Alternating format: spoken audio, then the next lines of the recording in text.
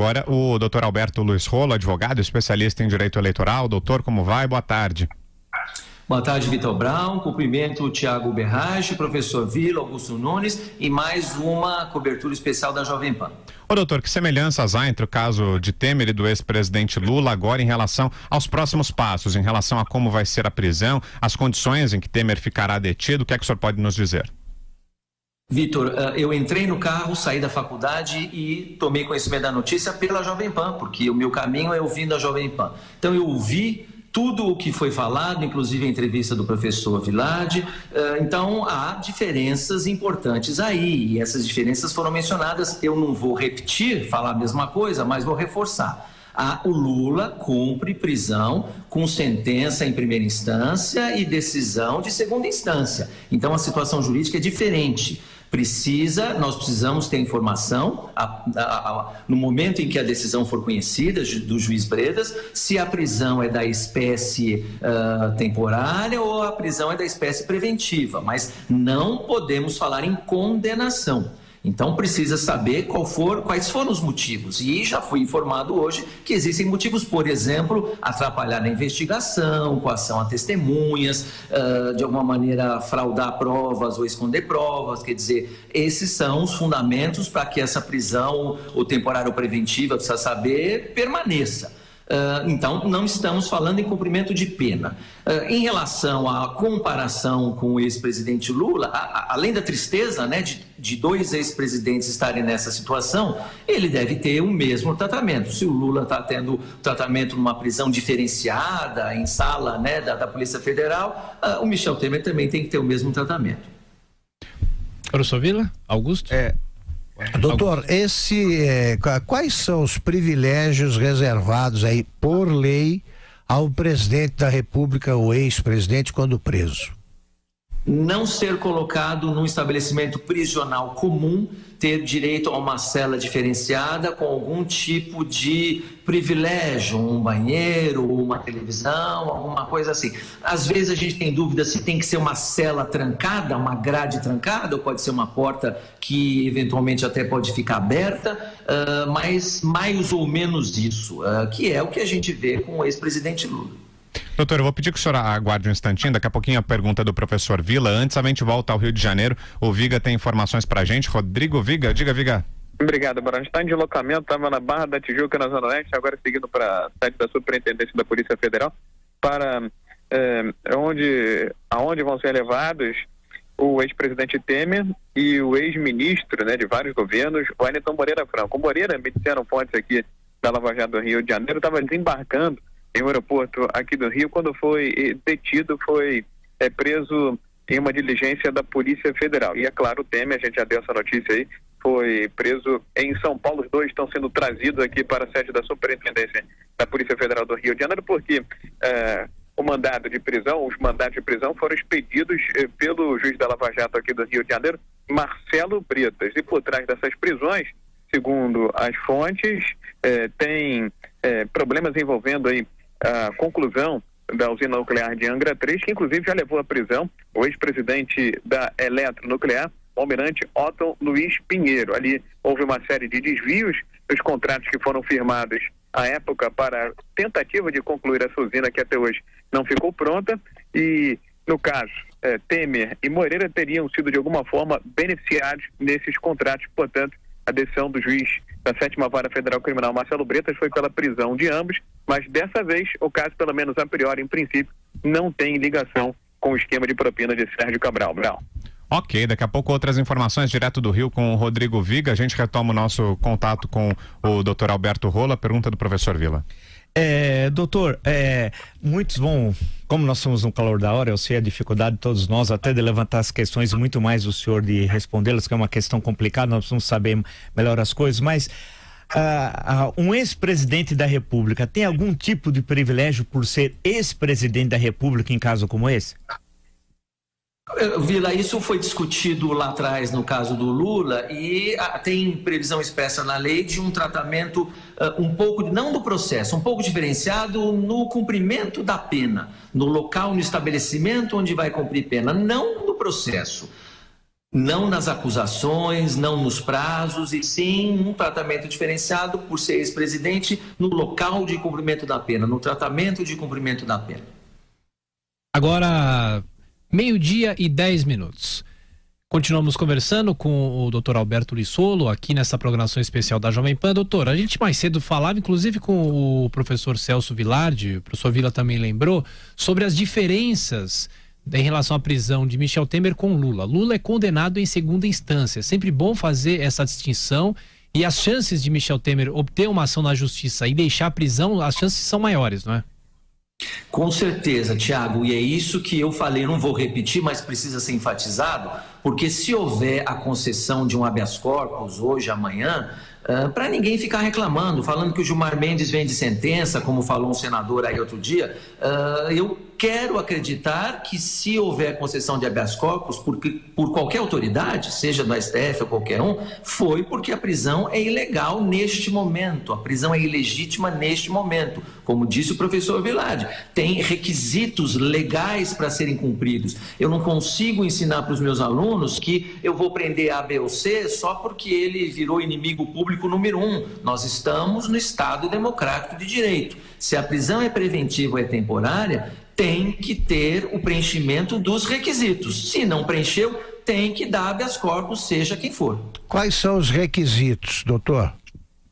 Vamos lembrar que isso já foi falado lá no programa, eu ouvi.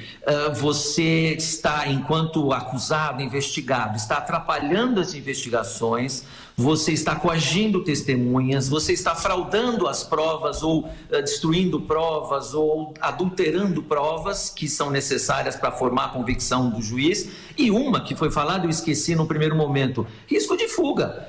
Se o Michel Temer deixou de ser presidente no dia 1º de janeiro, ele tinha muito tempo para eventualmente fugir, e aliás vamos fazer de novo uma comparação com o Lula também tinha a oportunidade de fugir e não fugiu, Michel Temer tinha a oportunidade de fugir e não fugiu. Então, se o sujeito tem domicílio conhecido, se o sujeito agora não tem mais profissão, é advogado, mas está aposentado, se ele não fugiu até agora, não significa que ele vai fugir a semana que vem. Então, será que estão presentes os requisitos da prisão temporária ou prisão preventiva?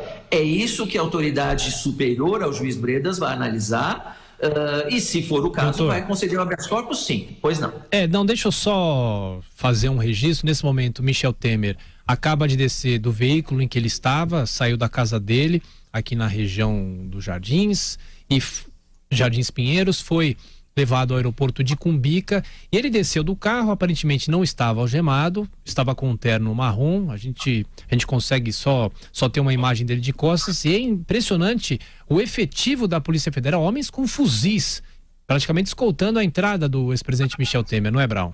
Exatamente, e foi uma operação feita em pouco tempo, relativamente, né? Desde o momento em que ele foi preso até ser levado ao aeroporto de Cumbica. Lá ele passa pelo exame de corpo de delito e então embarca para o Rio de Janeiro.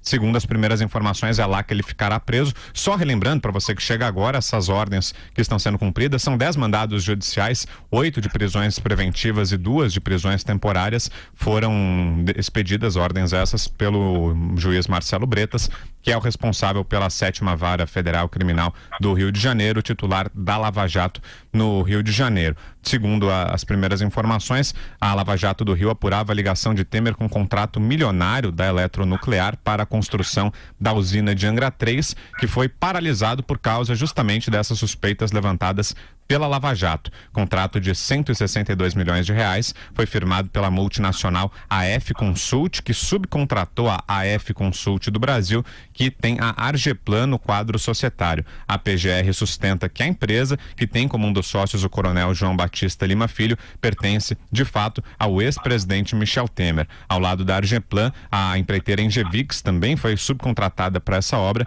Em 2016, um dos donos da Engevix, José Antônio Sobrinho, tentou, sem sucesso, um acordo de colaboração com o Ministério Público. Ele relatou que o coronel Lima teria cobrado dele R$1 milhão para a campanha de Temer em 2014, como uma contrapartida a essa subcontratação da empreiteira. Coronel Lima, inclusive, amigo do ex-presidente Michel Temer, que está sendo procurado nesse momento pela Polícia Federal. As investigações apontam desde o ano passado Lima como um possível intermediário de propina do ex-presidente. Uma das empresas do coronel, que é a PDA Projetos, se tornou conhecida justamente por causa da Engevix. O dinheiro teria sido repassado por meio de uma subcontratada, a Alume. O coronel Lima já foi alvo de operações da Polícia Federal 2 vezes. Em março do ano passado, também chegou a ficar preso. E a defesa de Michel Temer já está dizendo que vai preparar um recurso para que ainda hoje consiga a soltura dele. Nós estamos com o professor Alberto Lissolo. É um trâmite rápido? Como é que isso funciona? Se eles entrarem na justiça hoje, quem que julga? Só para que a gente entenda as instâncias, porque ele não tem mais foro privilegiado porque não é mais presidente, não é, doutor Rolo? Isso, exatamente. Por isso que foi o juiz Bretas que decretou a prisão. Tem um tribunal, órgão jurisdicional acima do juiz Sérgio Bretas, que é quem vai examinar esse habeas corpus, e aí depois tem STJ e tem STF. Não necessariamente, ou em princípio não pode ser diretamente no STF, o órgão jurisdicional acima do juiz Sérgio Bretas, e isso é rápido, Tiago. Se tem entrada agora na hora do almoço, um pouquinho depois do almoço, até o começo da noite, até 8, 9 horas da noite, é possível, não significa que vai acontecer, mas é possível já existir uma decisão que revogue essa prisão imediatamente. Diga, aí Oi. Pode concluir, professor.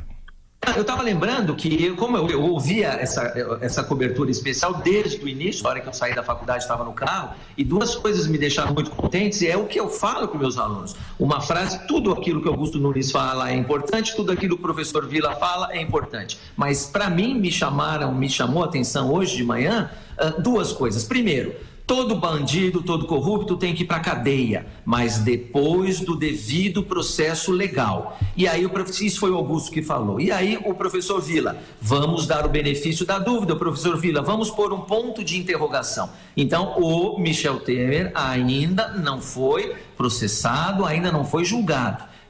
Ou prisão preventiva ou prisão provisória. Por isso, como disse você, Tiago, a probabilidade de conseguir o habeas corpus é muito grande.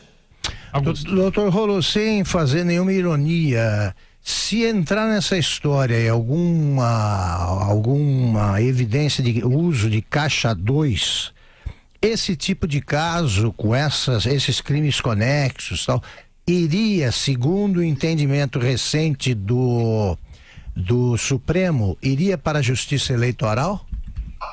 Boa pergunta, Augusto. Sem fazer ironia com o julgamento da semana passada, tem que ser alguma coisa concreta. Então não adianta só dizer, e eu ouvi você dizendo, para campanhas futuras do Michel Temer. Não. Teria que o dinheiro ter sido usado, eventualmente, na campanha do PT, já que ele foi eleito vice-presidente, e teria que haver um nexo de causalidade entre esses dinheiros, o Amala lá do Rocha Loures, que teria sido usado, mas aí a campanha já teria passado. Então, quando houver crime conexo, é a competência da Justiça Eleitoral. Agora, não é o STF que decidiu só, é aquilo que está na lei. Enquanto a lei disser isso, a lei tem que ser cumprida. Não gostamos da lei? Vamos aproveitar o projeto do Sérgio Moro e vamos mudar a lei. Aí daqui para frente a gente muda a competência. Doutor Alberto Lissolo, mais uma vez, obrigado por atender a Jovem Pan, bom trabalho. Eu agradeço, uma boa tarde, cumprimento os ouvintes da Jovem Pan.